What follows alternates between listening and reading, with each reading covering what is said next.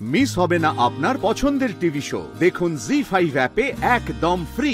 তুমি না বলেছিলে তুমি চিকিৎসা করাবে, এখন এমন কথা বলছো যে? আমি কিন্তু একবারও বলিনি আমি চিকিৎসাটা করাবো না।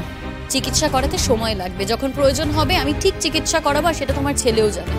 কিন্তু তুমি তো মা, মা হিসেবে কি তোমার কোনো দায়িত্ব নেই? কিসের দায়িত্ব বলি, কিসের দায়িত্ব?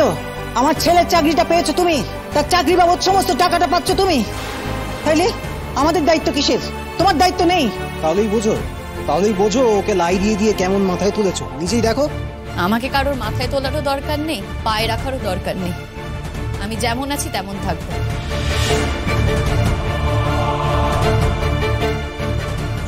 শিমুল, তো তোমার দেরি হয়ে যাচ্ছে, এইসব অবান্তর কথার উত্তর দেওয়ার কোনো দরকার নেই।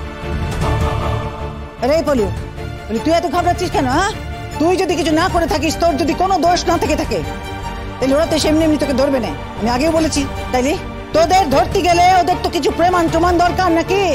যে যা খুশি বলে দিল আর ওরা এসে তোদের ধরলো, তা তো হতে পারে না। না মা, তুমি বুঝতে পারছো না, ওকে তো চাকরিটা করতে হবে। তুমি বলো, এই যে কালকে কোর্টে যাবে, কামাই করতে হবে অফিস, তারপরে জবে জবে ডেট পড়বে, তবে তবে ওকে অফিস কামাই করে কোর্টে যেতে হবে। এভাবে একটা চাকরি টিকিয়ে রাখা সম্ভব?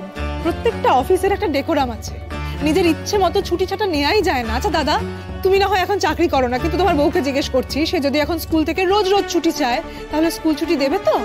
চাকরিটা থাকবে তার? না না, ওর ব্যাপারটা পুরোপুরি আলাদা। তুমি কার সঙ্গে কাকে গোলাচ্ছ? ওর তো স্পেশাল কেস, সব জায়গায় একটা করে লাইন করে রাখা আছে।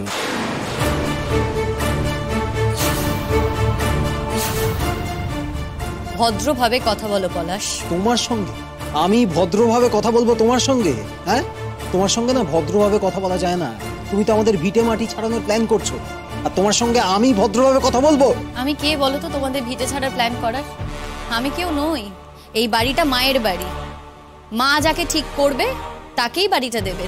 আর বিশ্বাস করো, আমার তো চাকরিটা আছে তোমার দাদার দয়ায়, তাই তোমার দাদাকে নিয়ে আমি চাইলেই কিন্তু একটা অন্য ফ্ল্যাট কিনে চলে যেতে পারি।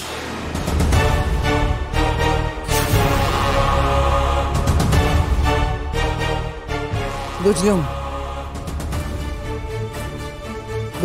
যে খেতিটা তুমি আমার ছেলের করেছো, তাহলে বোধহয় তোমাকে এটাই করতে হবে বৌমা, এইটাই করতে হবে। ভবিষ্যতে কিন্তু আর কোনোদিনও তুমি আমাকে বলো না মা যে তোমার সিদ্ধান্ত নিতে ভুল হয়েছে। আর কখনো বলো না যে আমাকে ক্ষমা করে দাও। অনেকবার তো এরকম হলো, তোমার কোটা কিন্তু শেষ। আর নয় মা, আর আমি তোমাকে মার্জনা করতে পারবো না। সত্যি কথা বলো তো, তুমি কি জানো না সবটা? তুমি কিন্তু সবটা জানো, যে অন্যায় করেছে তার বিচার ঈশ্বর করবেন। কিন্তু সবটা জানার পরেও তুমি বলছো যে তোমার ছোট ছেলে কোনো অন্যায় করতে পারে না।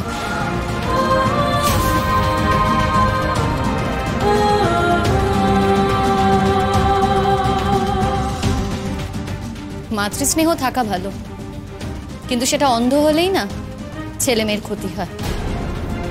আসছি মা।